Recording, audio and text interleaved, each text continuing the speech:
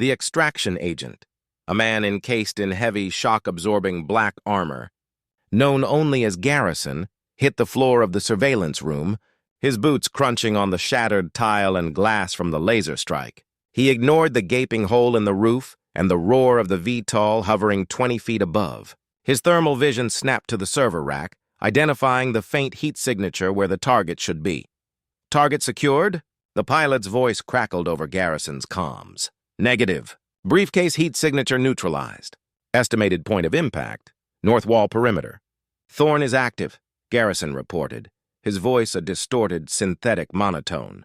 He aimed his high-powered net gun at the hallway door where Elias and Vivian had retreated.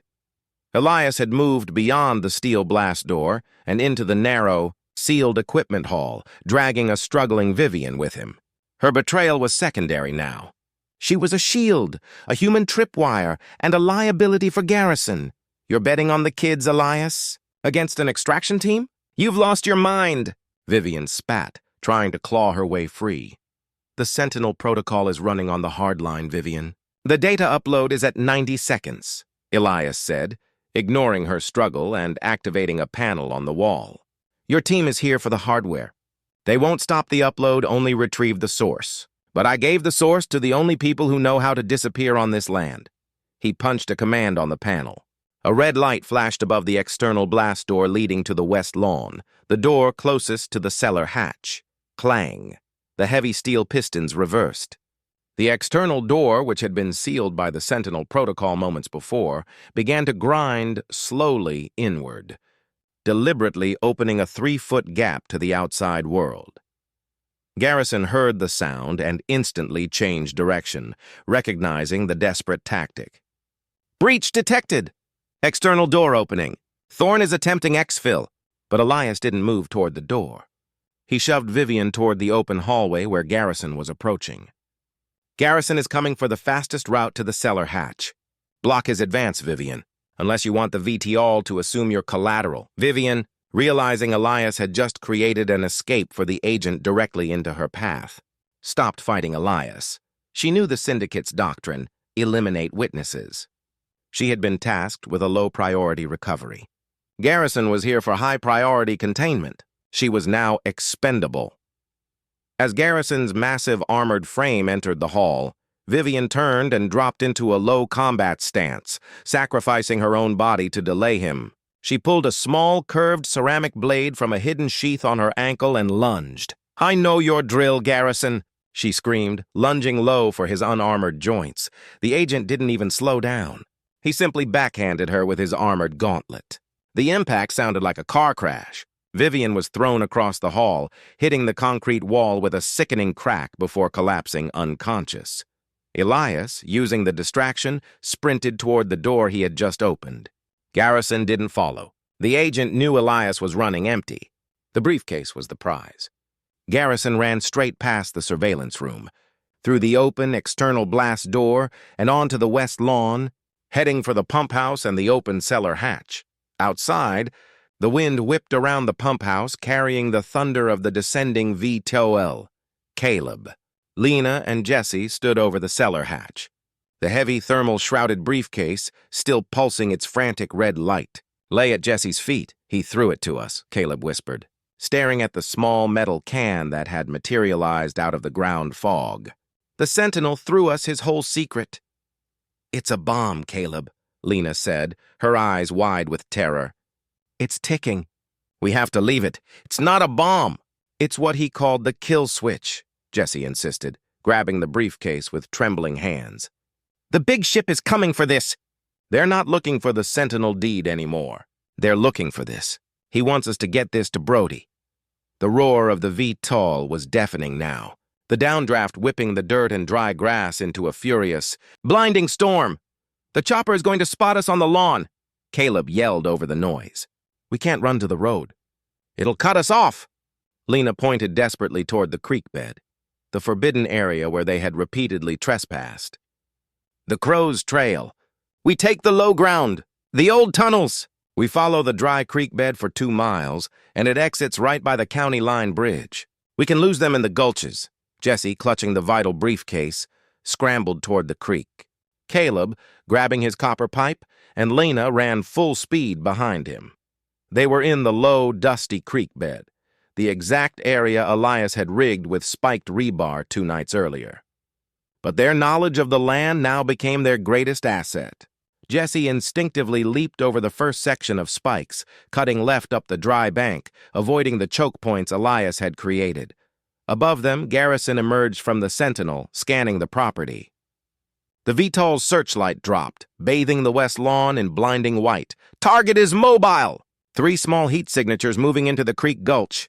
Garrison's voice rasped over his comms. "Pilot, provide cover fire along the ridge. Non-lethal kinetic rounds only. Secure the hardware."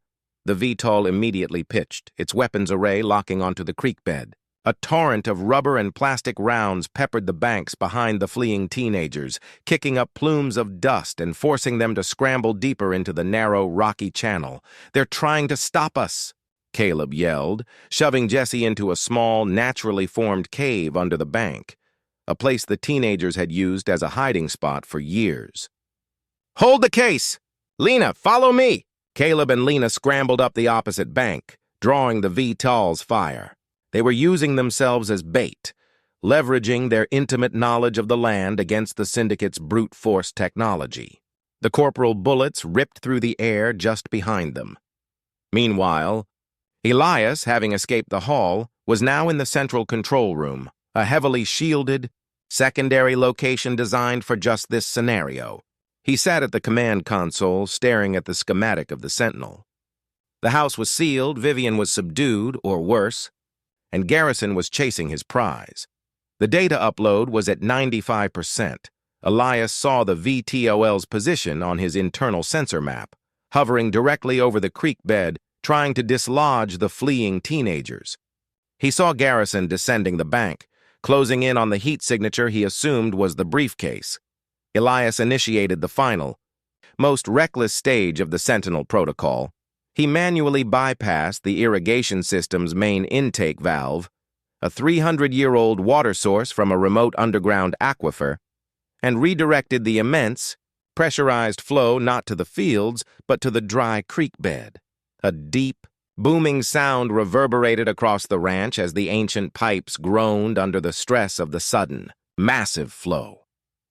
Down in the gulch, Jesse, huddled in the tiny cave, heard a sound that eclipsed the VTOL's engine, the roar of water.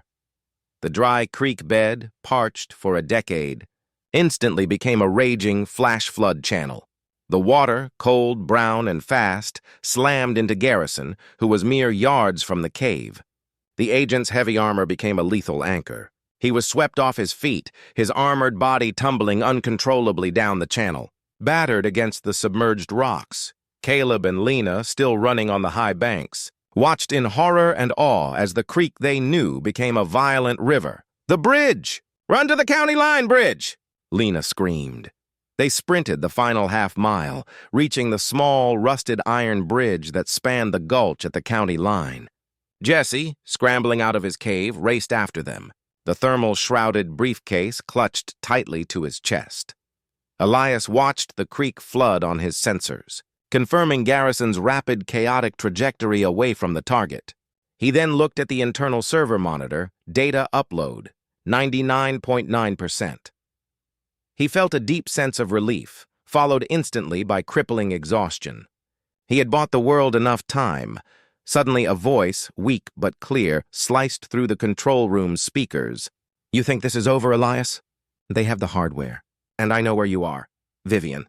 She had regained consciousness and crawled to the central hall intercom, her face bruised and her spirit unbroken. "The VTOL is still above you. They have orders to secure the location and neutralize the core," Vivian whispered, sounding almost regretful. "The house is sealed, pressurized, and designed to burn the data, not release it. When the data upload hits 100%, they neutralize the Sentinel entirely. That briefcase was the only thing keeping you alive." Elias looked at the server clock. 5 seconds, I know," Elias said simply, his voice calm. "But I don't run from the end, Vivian. I embrace it." On the county line bridge, Caleb, Lena, and Jesse tumbled onto the road just as the briefcase in Jesse's hands gave one final, furious pulse of red light. Data upload complete. The briefcase went instantly silent. The internal timer stopped. A mile away, the sentinel went dark. The VTOL, which had been tracking the briefcase's thermal signature, suddenly pulled up, its flight path wavering. The pilot's frantic voice cut through the air. "Core target neutralized! Asset freeze confirmation received. Extraction aborted. We're leaving." The VTOL, having lost its mission objective and its corporate funding simultaneously, spun violently and climbed into the dawn sky, disappearing like a phantom. Caleb, Lena, and Jesse looked at the briefcase, now just a heavy dark box. They looked back at the Sentinel ranch house, utterly silent in the gray light of dawn. No smoke? Now. The stone sat on Elias Thorne's mahogany desk, a displaced piece of nature now existing under the cold scrutiny of a high-powered lamp. Its surface was the dark, slick gray of river sediment. And the carving, the crude, unmistakable silhouette of a crow's skull, looked less like graffiti and more like a brand. Elias had spent the entire morning in the surveillance room, not watching the blank gate alpha feed, but cross-referencing the image of the stone. He used every available satellite archive, every local history blog, and every regional criminal database he still had access to. Nothing. The symbol was indigenous to no known local tribe, tied to no regional gang, and had not appeared in any recent cases of vandalism or property crime in the county. He called Sheriff Brody's mobile, letting it ring 6 times before the sheriff. A man whose voice sounded permanently exhausted finally answered. "Thorne, you calling to complain about the lack of rain or the price of feed?" Brody's greeting was boilerplate weariness. "Neither, Brody. I have a problem on my back fence line. You had 3 kids running a shortcut, Caleb, Lena, and a smaller one, Jesse. They cut the fence. I addressed the issue." A brief, heavy silence stretched over the line, punctuated by the crackle of a distant patrol radio. "Addressed it how, Elias?" "A non-lethal deterrent. A psychological reset. They won't be back the same way." But one of them dropped something, a stone. River rock, about the size of a fist. It has a carving. A crow's skull. "A crow's skull," Brody repeated, his voice losing its bored quality, tightening with an unfamiliar alertness. "You sure about that, Elias? Not a snake? Or a plain crescent moon?" "I'm sure," Elias said, annoyed by the sudden focus. "I'm looking at it now. It's a crow. Why? You recognize it?" "No," Brody lied, too quickly. "No, I don't. Look, Elias, you scared them off. That's good. If you used one of your toys, just make sure you didn't leave any residue. And for God's sake, don't bring the rock to the station. Just burn it, or throw it in the gorge. Forget you saw it." Brody's tone had shifted from professional weariness to something close to genuine, urgent warning. Elias felt the familiar, cold prickle of an unsolved threat. Brody wasn't just closing the case. He was burying it. "Brody, your concern is noted but misplaced. If it's tied to something else, I need to know." "It's not tied to anything, Thorne. It's a rock. Kids carve stupid things. The kind of thing that makes people start looking for trouble they don't want to find. You wanted peace, you got it. Keep the peace." Brody hung up without a farewell. Elias leaned back in his leather chair, the sound of the dial tone a challenge. Brody was scared. Not of Elias, but of what the symbol represented. Elias knew Brody's file. A decent man, slow to anger, terrified of anything that threatened the fragile, decades-old social peace of the county. The crow's skull wasn't just a sign, it was a key. A mile away, in a dimly lit garage converted into a hangout, the 3 teenagers huddled under a single bare bulb. Caleb's hand, the one he had instinctively thrown up to shield his eyes, was bandaged crudely, the skin blistered by the intense flash. His arrogance had been shattered, replaced by a jittery, consuming fury.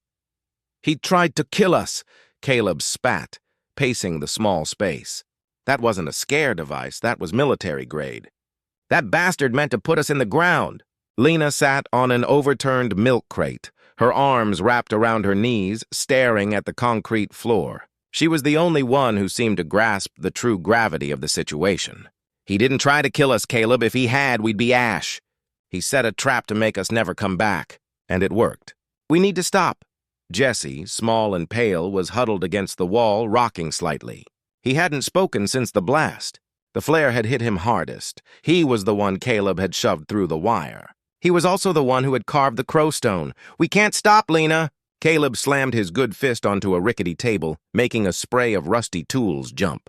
"Do you think I'm walking the long way? 10 miles out of our way every time? No, we go back. We go back and we dismantle his little fortress. He wants a war? We give him one." "It's not about the shortcut anymore," Lena argued, her voice tight with desperation. "It's about the Sentinel. We can't just walk away from it." Caleb stopped pacing. He stared at Lena, his face twisted with confusion. "What the hell are you talking about, Lena? It's just a ranch. We use the creek bed and the old trail." Lena shook her head, glancing anxiously at Jesse, who remained curled in silent trauma. "Jesse didn't drop his phone, Caleb. He dropped the marker. The crowstone. It's from the Creek of the Forgotten. It's a protective sign. If Thorn has that, he knows we're tied to the land. He knows we aren't just random kids." Caleb's eyes narrowed, his adrenaline-fueled rage finally giving way to suspicion. "The what? Jesse, what is she talking about?" Jesse flinched but didn't move. Lena leaned forward. "The Sentinel wasn't just a ranch, Caleb. It was the heart of the original settlement. And before that, it was a burial ground. The creek bed is the boundary. That rock Jesse uses, the crow skull, it's an old signifier. Jesse's grandmother told him. It marks the path to what's buried there." Caleb scoffed, but the conviction in Lena's voice was unnerving. "Buried what? Gold? You've been reading too many ghost stories, Lena." "No," Lena whispered, leaning closer. "A deed, a claim, a secret about how Thorn acquired the land. Jesse's family was the original caretaker. The stone marks the path to the original survey marker that was hidden near the creek bed.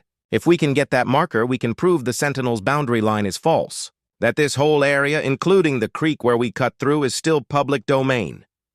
The silence that followed was heavy with the sudden shift in stakes. It wasn't about a shortcut. It was about ownership, history, and a piece of paper that could dismantle Thorn's entire kingdom.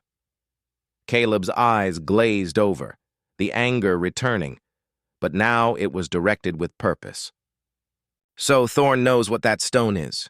That's why Brody sounded scared. "They're protecting his dirty secret. We go back, but we don't go through the fence. We go over it, and we go prepared." Elias had not forgotten Brody's lie. A man who moves to the middle of nowhere to bury his past doesn't want to deal with local legends. But local legends, Elias knew from experience, often had a foundation of stone-cold historical fact. He took the river stone and walked out to the creek bed, a long, winding scar through the property that fed a seasonal spring. He hadn't paid much attention to the creek. It was mostly dry. Now he noticed the small, carefully stacked cairns, small piles of rock that served as markers, that dotted the banks. Most were natural, but 3 were deliberate. He disassembled the 3rd one. Underneath, he found a small, rusted metal plate, clearly dating back a century or more, but its markings were eroded beyond recognition. The teenagers hadn't been using the ranch as a shortcut. They had been using it as an archaeological site. They weren't just passing through. They were hunting for evidence, and the crow's skull was their compass. Elias returned to the house, no longer planning for deterrence but for defense. He pulled up the architectural drawings for the original purchase, a mess of conflicting, decades-old surveys. Brody's nervousness made a chilling kind of sense. If the teenagers were right and a valid, historical claim existed to a portion of the property, Thorn's kingdom could be instantly destabilized, opening him up to years of legal hell and the absolute destruction of his privacy.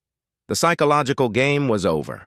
Elias now treated the entire back 40 as a contested zone. He spent the evening setting up a perimeter he called Phase 2. This time, there was no wire, no flash. He buried 2-foot lengths of rebar, filed to a dull, jagged point just beneath the surface in the shallow creek bed, angled to catch the foot of anyone moving too quickly in the dark. He knew their preferred route now. He didn't want to pierce them, just break their stride, forcing them to look down, forcing them to move slowly, and warning them that the ground itself was hostile. Then he employed the drone. Not the noisy commercial quadcopter, but a specialized, silent surveillance drone, powered by high-capacity lithium cells designed to hover silently in the upper reaches of the mesquite canopy. It was virtually invisible, its camera feeding back a continuous infrared loop to a custom tablet. He stationed himself back in the surveillance room. The digital clock ticked towards 2 cars a.m., 2:21 a.m. The drone's feed flickered to life. He saw them immediately. They weren't wearing the dark athletic gear anymore. They were wearing thick, dark denim, and Caleb had a heavy-duty pair of leather work gloves. They approached the gate from a wider angle, avoiding the scorched patch of earth. They weren't running this time. They were stalking. Caleb carried a long fiberglass pole. He used it to probe the ground ahead of him, stepping carefully, testing for the presence of the kind of pressure plate that had nearly blinded them the night before. Elias watched the pole miss the buried rebar by inches.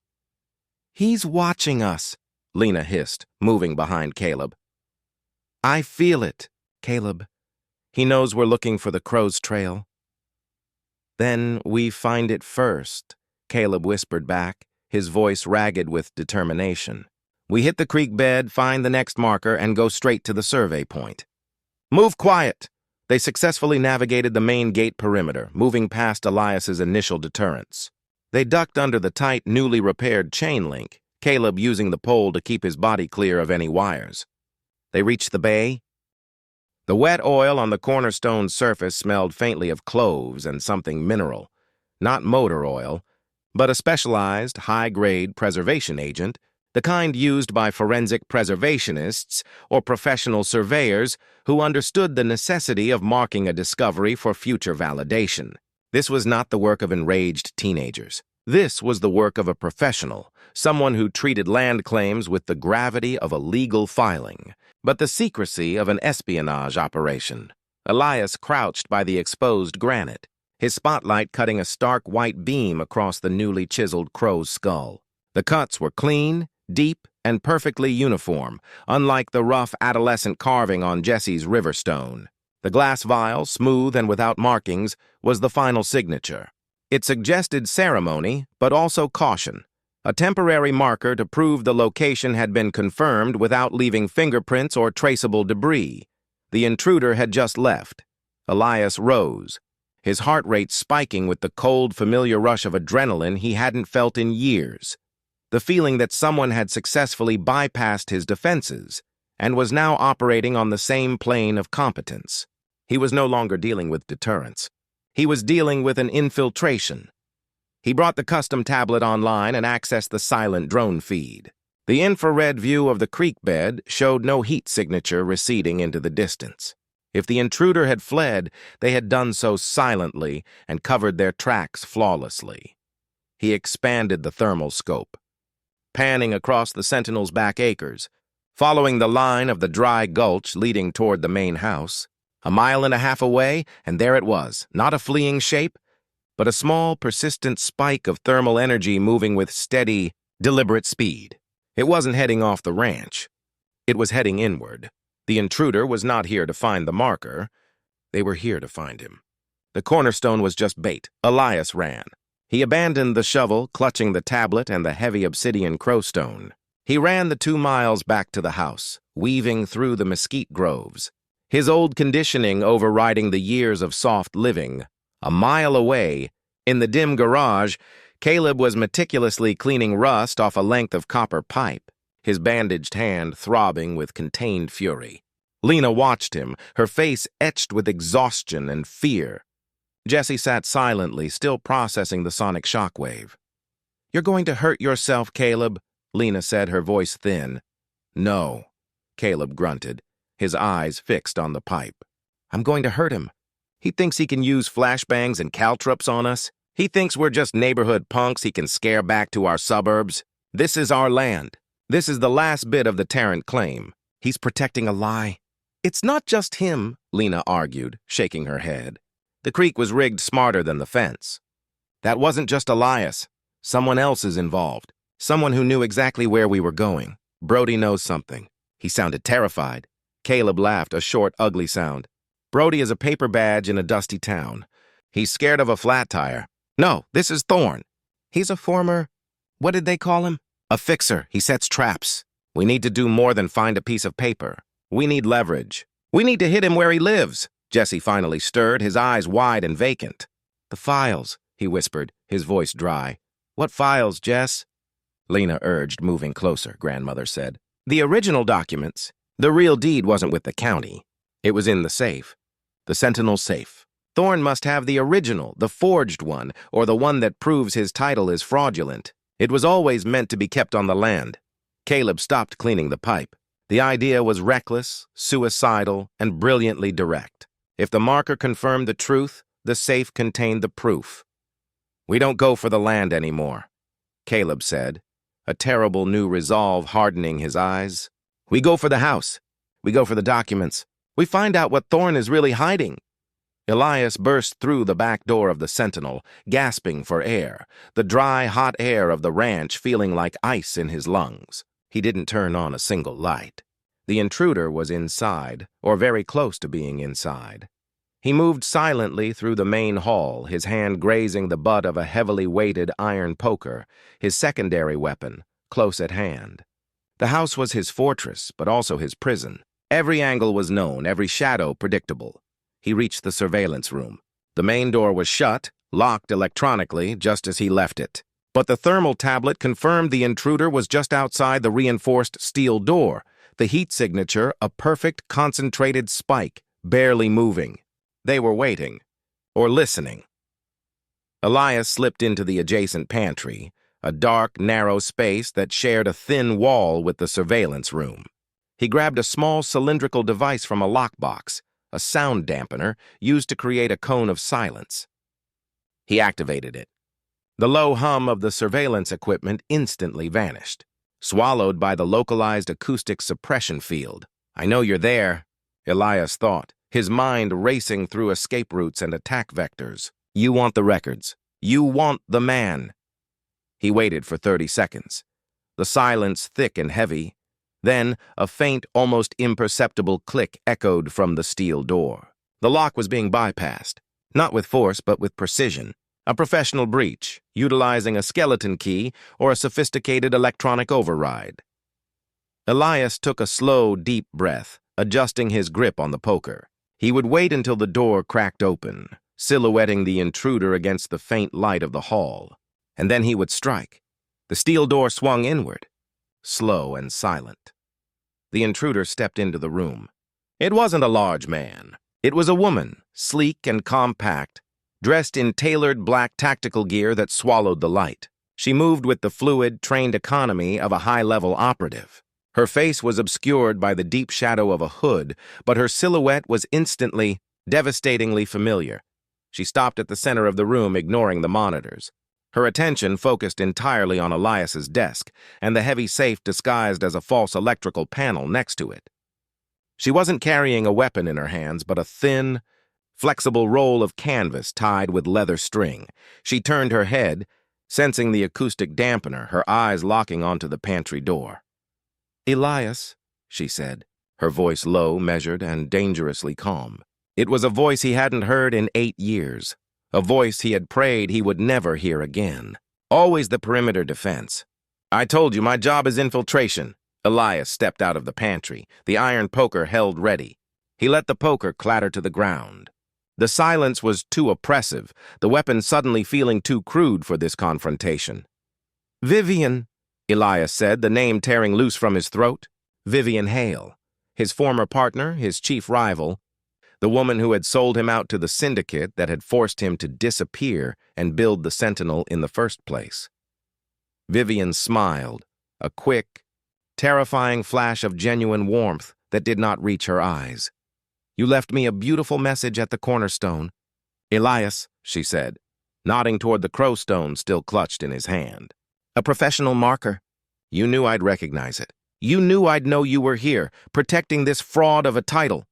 You set the kids on me, Elias accused, his hands clenching into fists. You used the Tarrant claim to flush me out. The children were opportunistic, Vivian corrected smoothly. They provided excellent cover. I was here for the Sentinel long before you built your glorified panic room. A corporation is buying up all the land in this valley. They need a clear title for the whole block. Your fraudulent deed, the one based on the false survey marker, is a problem. My job now is cleanup, and your signature is the largest mess." She walked toward the safe. "But the claim is irrelevant. What matters is the real deed." She gestured to the roll of canvas. "The one the original Tarrant family hid. The one that proves your title is worthless. I found it in the north wall of the old stable. The little boy Jesse, his knowledge was sound." She unrolled the canvas. It was thick, stiff paper, brittle with age, clearly bearing the seal of the territory. The genuine Tarrant deed. "The funny thing, Elias, is that I don't care about the land or the corporation or the Tarrant family justice. I care about the reward for securing this valley, and the bonus for confirming your permanent residency here." Vivian dropped the genuine deed on the desk. She reached into her belt and pulled out a small metallic object. Not a gun, but a communication scrambler, which she activated. "The Sentinel is now completely cut off," she stated. "No signals in, no signals out. Your drone is useless. Your Sheriff Brody is hours away. And you, Elias, are finally cornered." She let the scrambler drop and pulled out a second item from her inner pocket. An antique, 9-inch hunting knife, the blade sharp and reflective in the faint light. "The crow's skull isn't a sign of persistence, Elias," Vivian whispered, stepping closer, her shadow engulfing him. "It's a sign of the one who eats the scraps. And you're the last meal, the shock major turning point." Elias didn't flinch. He looked at the antique knife, then at the Tarrant deed, then back at Vivian's cold, calculated expression. He suddenly understood the true, terrifying irony of her presence. "You're wrong, Vivian," Elias said, his voice dropping to a dangerous, soft growl. "You didn't come here for the Sentinel deed. You came here for the Sentinel, the man. The problem is you forgot the final layer of my defense." Elias took a single step back, pressing his shoulder hard against the wall of the surveillance room. The wall panel shifted inwards. The surveillance room was an absolute black void, save for the furious, strobing red light pulsing from the side of the briefcase. The accompanying low-frequency whine was contained by the sound dampener, but to Elias and Vivian, trapped within the acoustically suppressed space, it felt like the room itself was vibrating with contained power. Vivian's terrified shriek was cut short by instinct. She didn't flee. She attacked. The antique hunting knife sliced the air where Elias's chest had been moments before. Elias, already moving, anticipated the strike, rolling his body hard against the floor and using the brief's red pulse as a strobe-like disorienting beacon. He knew her cadence, her tells, the slight tilt of her shoulder before a thrust, the preference for a quick, debilitating cut over a messy stab. Their history was written in muscle memory. "It's an EMP, Elias." "A localized flash?" Vivian hissed, her voice taut, amplified unnaturally by the silence field. She swung again, the blade missing his ear by an inch, embedding itself with a jarring thud into the steel frame of the server rack. Elias twisted, grabbing the hilt of the embedded knife. He yanked it free, the steel screaming against the metal. "Not an EMP, not a bomb," Elias said, his voice ragged but controlled. He flung the knife into the darkness. It skittered across the tile and vanished. "It's the Sentinel protocol." "The war chest isn't explosives, Vivian. It's data." He kicked out, catching her knee, dropping her to the floor. Before she could recover, he ripped the briefcase from the server rack, feeling the heat of the cooling shelf against his fingers. The red light continued to blink, now accompanied by a steady, rhythmic ticking. "That briefcase," Elias panted, backing toward the pantry door he had just exited, "contains every piece of leverage I have. All the evidence on the syndicate that hired you. The shell company's funding this land grab, and the reason I retired here. You came for the land deed. You found the kill switch." Vivian scrambled to her feet. She was faster, more agile, fueled by desperation. "You're bluffing. You wouldn't risk uploading that data. It would expose you, too." "It's already uploading," Elias informed her, a grim finality in his tone. "The moment I hit the activation trigger, the Sentinel protocol initiated. The briefcase is a quantum-encrypted hardline connection to the internal data hub. It's sending the full payload, all the financial ledgers, all the names, all the coordinates, to 5 secure off-site recipients. In 3 minutes, the data is live. In 4, it initiates a global asset freeze on every entity tied to your current employer. He had chosen the darkest defense, mutually assured destruction. If she killed him, the data went public anyway. If she stopped him, she had to navigate a trap she had set for herself. Vivian threw herself at him, a desperate tangle of limbs and fury.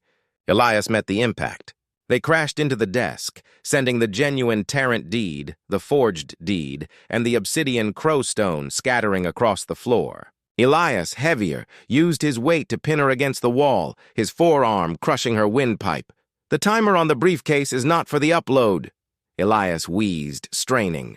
It's for the lockdown.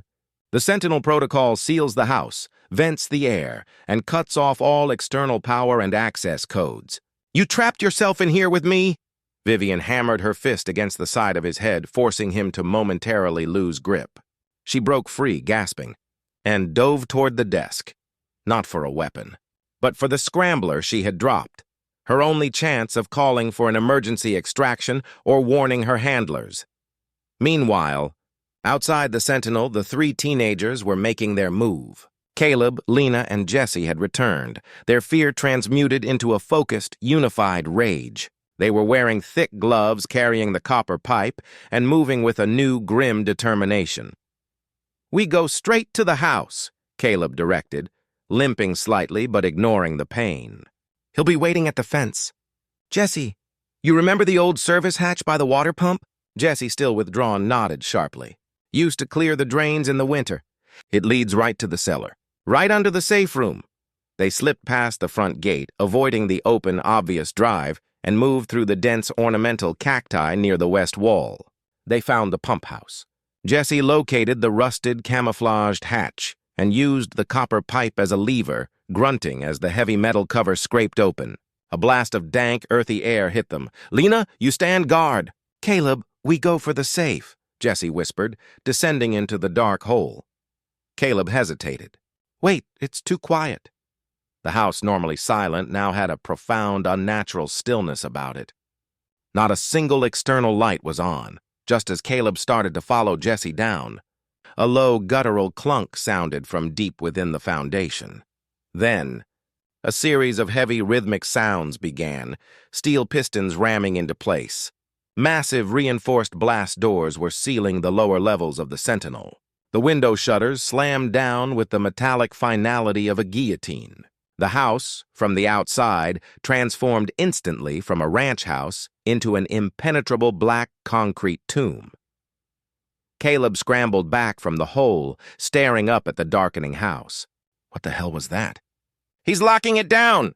Inside the narrow cellar shaft, Jesse was already halfway to the interior access when the air changed. A thin, chemical scent, like ozone mixed with medical alcohol, began to fill the confined space. The air vents, which usually provided passive circulation, were now actively pumping something synthetic into the lower levels. Jesse started coughing violently, his lungs burning. He scrambled backward, terrified, realizing he was suffocating in a pressurized, sealed environment. Jesse! Get out! Caleb screamed, shoving the copper pipe down to pull his friend out. They managed to haul Jesse out just as the air pressure shifted, sucking the chemical air back into the shaft with a soft, ominous hiss. The scent was gone, but the warning was brutally clear. The house was now an actively hostile environment, a pressurized can sealing itself off from the outside world. The teenagers were trapped outside, inches away from the safe, having achieved the ultimate trespass only to be locked out by the house itself. Back inside the surveillance room, the red light on the briefcase blinked faster, the ticking becoming a frantic thump, thump, thump. Vivian had reached the desk and grabbed the communications scrambler. She jammed a fingernail into the activation port, trying to initiate an override or emergency beacon. Elias saw his chance. He lunged across the desk, slamming his hand down on hers. The scrambler shattered under the impact. Elias spun her around, forcing her arm high up her back in a painful, dislocating hold. The data is leaving Vivian. It's over, Elias hissed into her ear, his breath ragged. No, it's not, she gasped, the pain barely registering. You forget the basic principle of exfiltration. I wasn't alone. The Tarrant claim was the distraction. The true purpose was verification. The corporation doesn't care about the deed. They care about your technology. I was the bait, and I sent them the thermal signature of the activation pulse the moment the room went dark. Elias stopped, a sickening realization washing over him. The red light. The surge of power.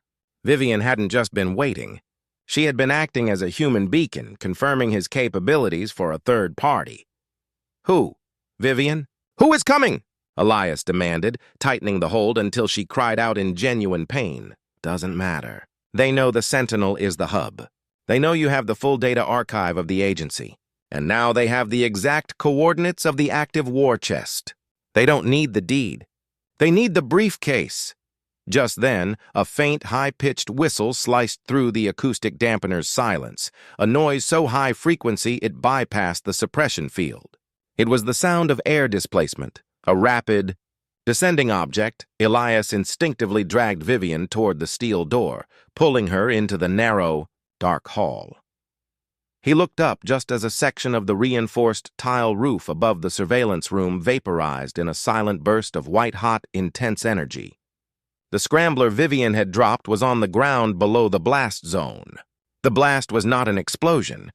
It was a surgical removal, a directed energy weapon. The strike was clean, precise, and aimed at the briefcase. The roof was gone.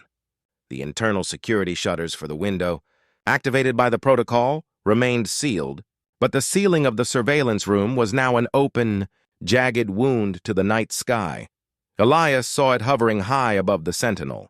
Not his tiny surveillance drone, but a large, ominous, matte black VTOL, a corporate recovery aircraft, completely invisible to civilian radar, now descending silently through the hole it had just punched in his roof. The thump, thump, thump of the briefcase, still on the server rack, was now joined by the low, powerful whoosh of the VTOL's rotors. "They didn't come to talk, Elias," Vivian whispered, her voice laced with triumph, even in defeat. "They came for the hardware." Elias stared up at the descending VTOL, his elaborate, multi-layered defense against trespassers and land claims had merely functioned as a highly visible, globally tracked homing beacon for the very syndicate he was trying to hide from. He had won the battle against Vivian, but he had just started a war against his own past. Karma shock, major turning point. Elias shoved Vivian against the wall, reaching into the darkness of the hall closet. He didn't grab a firearm. He grabbed a heavy, rolled-up sheet of thermal insulation material. "You played the field, Vivian," Elias said, his eyes fixed on the descending aircraft. "Now He Sentinel, they called it, back when the name still meant something beyond the silence and the unforgiving acreage of dry West Texas scrub. Elias Thorne had bought the ranch for the solitude, for the 300 miles of fence line that whispered, "Leave me alone to the rest of the world." It was a place to unspool the tight, tangled wire of a life spent in places that burned hotter than this dusty horizon. Places where the line between justice and survival was drawn in blood and forgotten. He stood in the gloom of the surveillance room, the only light source a low humming wall of monitors. The air smelled of burnt coffee and ozone. On the main screen, the feed from Gate Alpha flickered. The digital clock in the corner blinked. The first time, he dismissed it. A glitch? A deer? The sensor on the secondary pressure plate, designed to detect anything heavier than a coyote, had tripped, reset, and tripped again. But the second time, 2 nights later, the trail cam caught it. He pressed the playback button, and the silence of the room was punctured by the hiss of wind captured by the microphone. 3 of them. Young, lean, dressed in dark athletic gear, moving with the reckless certainty of people who believe they are invisible. They didn't even climb the fence. They simply found the weak spot, a patch of chain link deliberately loosened, a small act of vandalism, repeated just enough to become an intolerable insult. "Caleb," a girl's voice, muffled but distinct, sighed on the audio track. "Hurry up. If Thorne catches us, he'll—" The boy, Caleb, cut her off with a sneering laugh. "Thorne is a ghost, Lena, an old spook who talks to his cattle. He's never even seen us." Caleb ducked under the loosened wire, holding it up for his 2 companions. One girl, Lena, and a smaller, quieter boy Elias recognized from the blurry footage as Jesse. They were cutting through his back 40, a 10-mile shortcut to the highway, saving them a brutal walk around the county road. They were not malicious, not thieves, but they were invading. Elias watched Caleb kick a rock onto the pressure plate before moving on. A deliberate mocking gesture. Elias's jaw tightened. For a man who had spent a decade enforcing borders that mattered, borders separating safety from chaos, life from death, this casual violation of his final, sacred perimeter felt like a personal attack. It clawed at the fragile peace he had built. He paused the video, Caleb's smug, arrogant face frozen on the screen. The trespasser was wearing a distinctive black hoodie with a frayed yellow insignia on the sleeve, a cheap, stylized lightning bolt. Elias zoomed in, the pixels blooming into coarse squares. He knew the rational response. Call Sheriff Brody, file a report. Let the toothless, slow-grinding machinery of local law enforcement handle a teenage mischief maker. But Elias hadn't come out here to rely on a system he knew was fundamentally broken. He had come here to make his own rules. The third night, they returned. And the fourth, always between 2 and 3 a.m., moving faster now, more confidently, treating the Sentinel's back gate like their own private turnstile. They had escalated the insult by their persistence, turning a one-off trespass into a routine intrusion. Elias had been patient. He had moved the trail camera higher, tightened the fence, and added a discreet motion-activated strobe light that would have startled any normal creature, but not Caleb. Caleb simply put a hand over the light, held it for 5 seconds, and moved on. The footage was a clear, unambiguous challenge. The fifth time, Elias didn't watch the monitors. He was already outside. He walked the mile-long stretch to Gate Alpha in the pre-dawn silence, the only sound the crunch of his own boots on the decomposed granite trail. He was not armed, not in the way the local sheriff would define it. He didn't need a sidearm for this. His tools were precision and deterrence. He carried a spool of high-gauge steel wire, a compact shovel, and a handful of small, specialized components. 3 military-grade magnetic sensors and a small, heavy black box the size of a cigarette pack, which contained a timed explosive charge, not enough to hurt, but more than enough to terrify. The kind of device he used to breach doors, now repurposed for teaching teenagers a lesson in property rights. He found the breach point, a new clean cut in the chain link lower this time. Caleb was getting lazier, more entitled. Elias worked quickly and flawlessly. He didn't just repair the fence. He made the repair the weapon. He threaded the new steel wire through the cut, securing it tightly. But he attached a loop, almost invisible in the starlight, to the pressure plate buried deeper in the mud, right where Caleb's boot had kicked the rock days earlier. He didn't connect the wires to the fence line itself. That was too easy to spot. Instead, he connected them to the small black box, which he buried 3 feet back, hidden beneath a clump of thorny barrel cactus.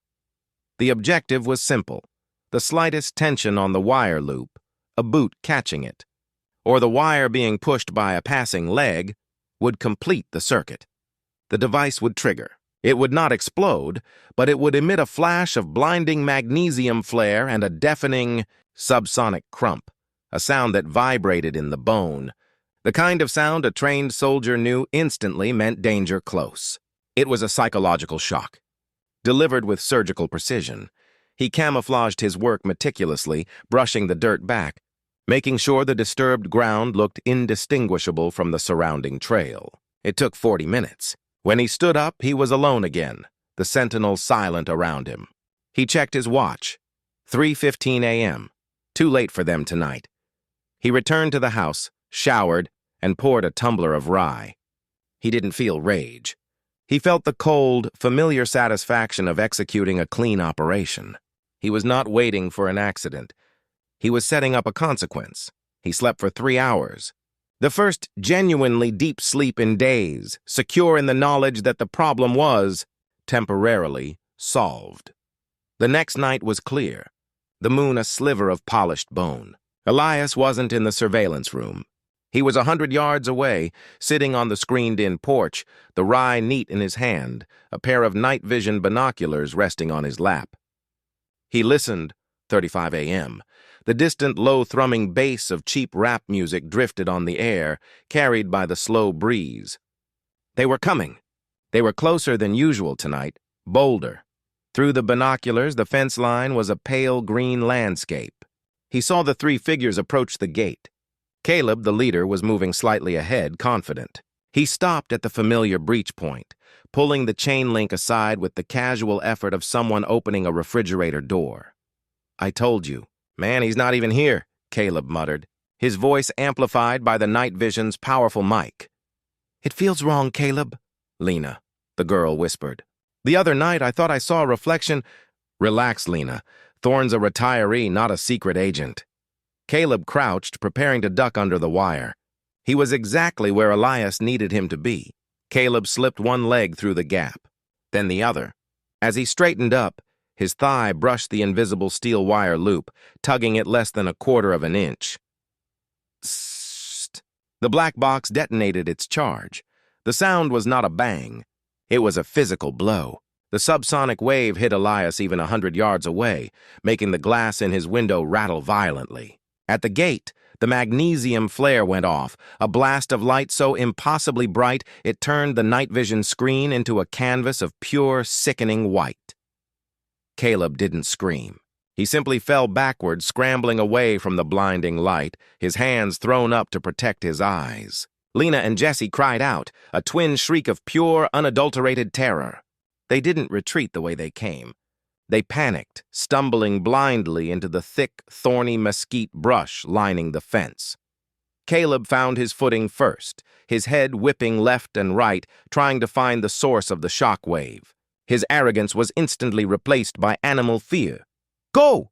Go! Go!" he screamed, shoving Jesse through the tightest part of the fence, then scrambling through himself. They disappeared into the night, their movements ragged, desperate, and loud, no longer silent shadows, but fleeing prey. Elias waited. The only sound now was the rapid, panicked chirping of disturbed insects. He watched the night vision screen until the residual glare faded. The three teenagers were long gone, fleeing back towards the county road.